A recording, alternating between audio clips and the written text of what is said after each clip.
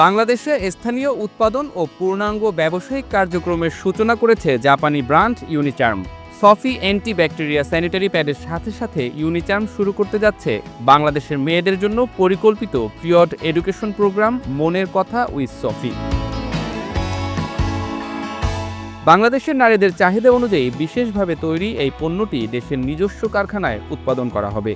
ইউনিচার্ম প্রতিশ্রুতি দিচ্ছে আরও বেশি ভোক্তার কাছে ধারাবাহিকভাবে উচ্চমানের, নিরাপদ ও নির্ভরযোগ্য পণ্য পৌঁছে দেওয়ার। ইউনিচার্মের লক্ষ্য পিরিয়ডকালীন সময়ে তাদের পণ্যের মাধ্যমে নারীর আত্মবিশ্বাস নিশ্চিত করা। ইউনিচার্ম বিশ্বাস করে পিরিয়ড যেন নারীর স্বাধীনতার পথে বাধা না হয় এবং পরিচ্ছন্ন ও স্বাস্থ্যকর জীবন যেন সবার অধিকার হয়।